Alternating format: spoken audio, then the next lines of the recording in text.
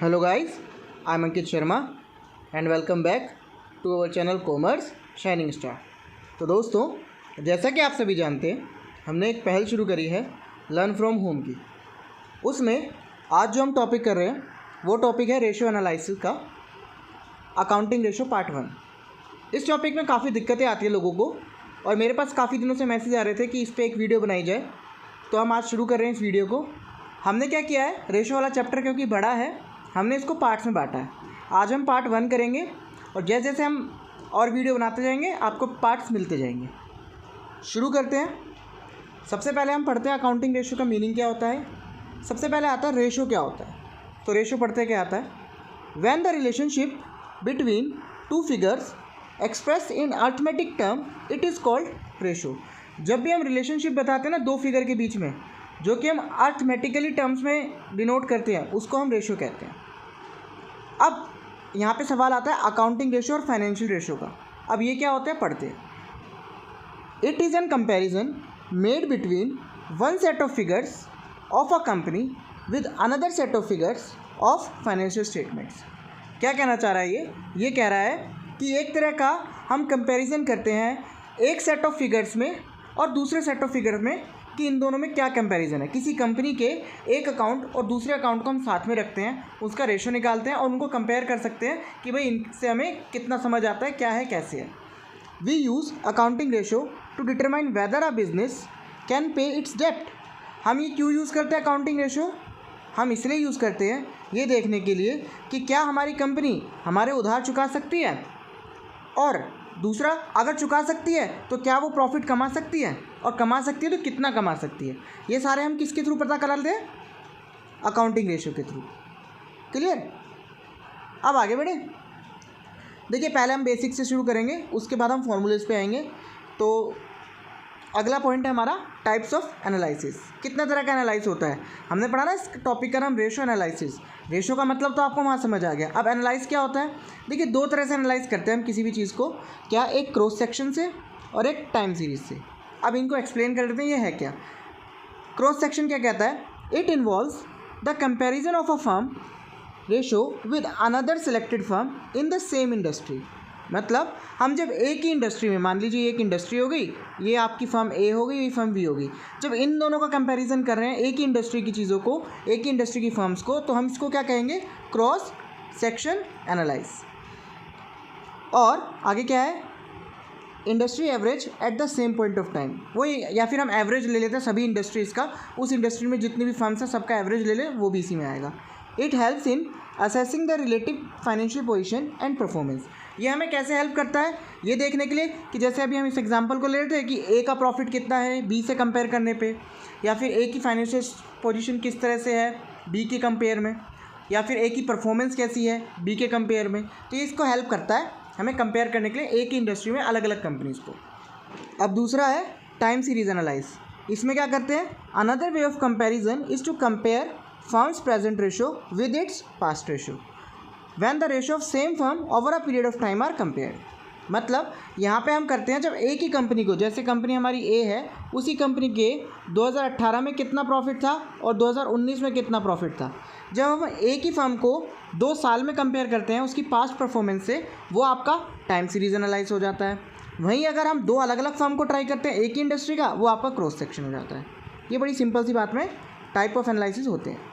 Clear? अब आगे बढ़ते हैं। अगला आता है बेंचमार्क। अब ये बेंचमार्क क्या होते हैं, ये सवाल कई बार पूछा जाता है कि what is benchmarks in accounts. तो अकाउंट्स में बेंचमार्क क्या होते हैं वो देख लेते हैं। To check the quality of ratio, जब भी हम रेशो की क्वालिटी को चेक करना चाहते हैं हमें क्या करना होता है, it has to be compare with some standards और बेंचमार्क्स। हमें क्या करना होता है, जब भी हम किसी रेशो को क्वालिटी देखना चाहते हैं कि वो कितना अच्छा है, तो उसको हम कंपेयर करते हैं कुछ स्टैंडर्ड से। वो स्टैंडर्ड्स क्या कहलाते हैं, वो स्टैंडर्ड्स कहलाते हैं बेंचमार्क। क्लियर? अब बेंचमार्क कितने तरह के होते हैं, 3 तरह के होते हैं। एक होता है past ratio, a ratio could be compared और benchmark with the last year ratio. एक तो हम ये कर सकते हैं कि हमारे पिछले साल कितना रेशो था और इस साल कितना रेशो है, तो हमने बेंचमार्क सेट कर दिया कि पिछले साल जो है उससे ऊपर हुआ या नीचे हुआ, तो ये पास्ट रेशो वाला हो गया। अगला है रेशो ऑफ सिमिलर फर्म और इंडस्ट्री एवरेज। ये वही क्रॉस सेक्शन वाला हो गया कि हम सिमिलर फर्म्स के रेशो को चेक कर लेते हैं। और एक है रूल ऑफ थंब। अभी रूल ऑफ थंब क्या कहता है, कुछ रूल ऑफ थंब ऐसे होते हैं, certain rule of thumb based on well proofed conventions. कुछ ऐसे रूल ऑफ थंब हैं जो हम किसी ना किसी प्रूफ कन्वेंशन पे बेस्ड है। अब वो क्या है, कैसे है, जैसे कि अगर हम बात करें उनको भी हम बेंचमार्क कह देते हैं। जैसे एक एग्जांपल लेते हैं रूल ऑफ थंब का करंट एसेट के लिए, करंट रेशो के लिए हम मान के चलते हैं कि हमारा करंट रेशो हमेशा 2:1 होना चाहिए। अब ये 2:1 का मतलब क्या है, इसका मतलब है जो हमारी करंट एसेट है वो 2 गुना होनी चाहिए हमारी करंट लाइबिलिटी की। ये एक रूल ऑफ थंब भी है और एक वेल प्रूफ कन्वेंशन भी है। तो अगर किसी कंपनी की करंट एसेट करंट लाइबिलिटी से 2 गुना ज़्यादा होगी तो वो कंपनी काफ़ी अच्छी पोजीशन में होगी, ये माना जाता है। ये तो होगी बेंचमार्क्स की बात। अब हम देखते हैं कि हमारे ऑब्जेक्टिव क्या है रेशो को एनालाइज करने के। तो बेसिकली हम 4 ऑब्जेक्टिव हैं जिस वजह से रेशो को यूज़ करते हैं। क्वेश्चन अगर आ जाए कि which of the following is not an objective of ratio, तो आप देख सकते हैं कि इसके अलावा अगर कोई पॉइंट आता है तो वो आपका रेशो का ऑब्जेक्टिव नहीं है। तो क्या हो गया पहला point, to locate the weak spots of business. हम देख सकते हैं कि हमारी कहाँ कमी छूट रही है। To provide deeper analyse of liquidity, solvency, activity and profitability of business. हम देख सकते हैं गहराई में जाके कि हमारी लिक्विडिटी कैसी है, सोल्वेंसी कैसी है, प्रॉफिट कैसा चल रहा है। तीसरा point, to provide information for making comparison. हम इन्फॉर्मेशन गैदर करें किस लिए, कि जैसे हम कंपेयर कर सकें आसानी से। और to provide useful information for making estimates, अंदाज़ा लगाने के लिए कि हम फ्यूचर में क्या प्लान करें। अगर हम पता होता है हमारे पास कितना बजट है, क्या सामान है, क्या चीज़ नहीं है, उसके अकॉर्डिंग हम फ्यूचर का प्लान कर सकते हैं। तो उसके लिए भी हमारा रेशो एनालिसिस ज़रूरी हो जाता है। अब ये होता कितने तरह का है, बेसिकली ये 4 तरह के रेशो होते हैं, liquidity ratio, solvency ratio, activity turnover ratio या फिर प्रॉफिटेबिलिटी रेशो। हम क्या करेंगे, हम इन्हीं रेशो को थोड़ा धीरे धीरे करके करेंगे, एक एक करके करेंगे, क्योंकि क्या होगा ये सारे जब एक साथ पढ़ते हैं तो टोटल 20-22 फॉर्मूले हैं तो कन्फ्यूज़न हो सकती है। तो जब हम एक एक करके पढ़ेंगे तो इसको हम समझने में आसानी हो जाएगी। जैसे आज हम लिक्विडिटी रेशो को ही कंप्लीट करते हैं। अब देखिए एक डायग्राम है, आप इस डायग्राम को भी देख सकते हैं। इस डायग्राम में आपके सारी चीज़ कवर हो जाती है। लिक्विडिटी रेशो कितने तरह का होता है, प्रॉफिटेबिलिटी रेशो कितने तरह का होता है, लिवरेज रेशो कितने तरह का होता है। लिवरेज मतलब वही आपका सोल्वेंसी रेशो को लिवरेज कहते हैं। या फिर आपका प्रॉफिटेबिलिटी रेशो कितना होता है, या फिर एक्टिविटी रेशो कितना होता है, ये सारा आपका यहाँ पर पता चल जाएगा। ठीक, अब हमारा आता है लिक्विडिटी रेशो। इंपॉर्टेंट चीज़ क्या ध्यान में रखने वाली है, बस वही हम पढ़ेंगे। It refers to ability of the firm to meet its current liability. हम इसमें देखते हैं कि कंपनी की करंट लाइबिलिटी को हम कितनी जल्दी मेजर कर पाते हैं, कितनी जल्दी कवर कर पाते हैं। इसलिए इसको देखो हमने यहाँ पे नाम भी दिया है शॉर्ट टर्म सोल्वेंसी रेशो। इसको शॉर्ट टर्म सोल्वेंसी रेशो भी कहते हैं, इसीलिए इसको कलर अलग रखा है ताकि आपको कल को अगर क्वेश्चन आ जाए कि which of the following is called as short term solvency ratio, तो आप लिख सकते हैं वो लिक्विडिटी रेशो को ही कहते हैं।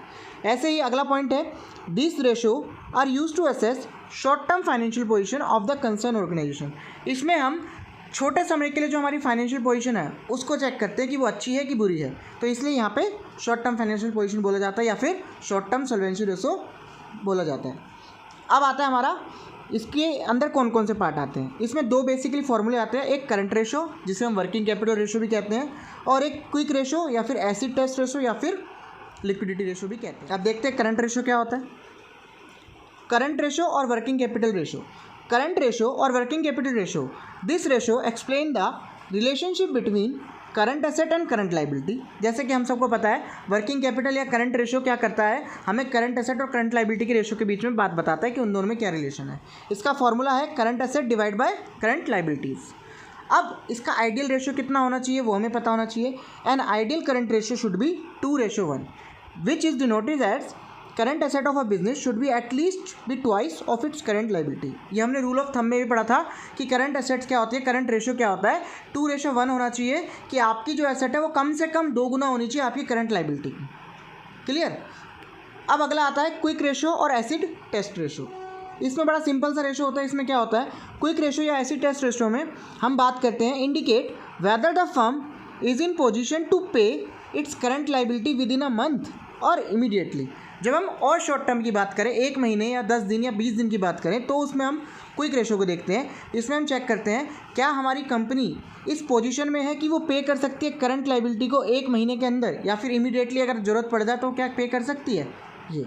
अब इसका फॉर्मूला क्या होता है, liquid assets divide by current assets, sorry current liabilities. अब लिक्विड एसेट्स क्या होती हैं, देखिए liquid asset mean those assets which will be converted into cash and cash equivalent very shortly. जब भी कोई एसेट बहुत कम समय में फटाफट से लिक्विड हो जाए, यानी फटाफट से कैश में कन्वर्ट हो जाए, तो उसको हम लिक्विड एसेट्स कहते हैं। An ideal quick ratio is set to be 1:1. If it is more it is consider to be better. Ideal ratio हम कितना मानते हैं? हम आइडियल रेशो मानते हैं क्विक रेशो होना चाहिए 1:1, और अगर इससे ज़्यादा हुआ तो हम मानते हैं कि ये बहुत अच्छी बात है. इस तरह से हम इनकी बात करते हैं. अब लास्ट पॉइंट आता है, इन दोनों को कंपेयर कर लेते हैं एक डिफरेंस से, ताकि जो अभी तक हमने पढ़ा है वो फटाफट हमें समझ आ जाए और अच्छे से समझ आ जाए. क्या इनका रिलेशनशिप कैसा है? ये रिलेशनशिप बताती है करंट एसेट और करंट लाइबिलिटी में. ये किस में बताती है? आपने पढ़ा हुआ तो आप फटाफट बता देंगे. मेरे को तो लगता है मेरे बोलने से पहले आप बोल देंगे. क्विक रेशो और एसिड टेस्ट रेशो जो होता है ये क्या करता है? ये रिलेशनशिप बताता है लिक्विड एसेट और करंट लाइबिलिटी के बीच में. अब फॉर्मूला, इसका क्या फॉर्मूला है? ये रहा, current asset by current liability. इसका क्विक एसेट या फिर liquid asset by current liability. Simple. आगे आइडियल रेशो कितना? 2:1. इसका 1:1. अभी पढ़ा था हमने. ऑब्जेक्टिव क्या है? इसका ऑब्जेक्टिव है ये देखने के लिए कि हम करंट लाइबिलिटी को 12 महीने के अंदर ख़त्म कर सकते हैं कि नहीं कर सकते. और इसका क्या है? शॉर्ट टर्म में ख़त्म कर सकते हैं कि नहीं कर सकते. अगर हमें ज़रूरत पड़ जाए तो हम शॉर्ट टर्म में निपटा सकते हैं, उसे नहीं निपटा सकते. बस सिंपल सा ही. उम्मीद करते हैं आपको हमारा वीडियो पसंद आया होगा. अगर आपको ये वीडियो समझ आया तो आप हमें कमेंट में बता सकते हैं और इसे लाइक कर सकते हैं, अपने दोस्तों में भी शेयर कर सकते हैं. अगर आप हमारे चैनल में पहली बार आए हैं तो इसे सब्सक्राइब करें ताकि आपको लेटेस्ट नोटिफिकेशन और अपडेट्स मिलती रहे.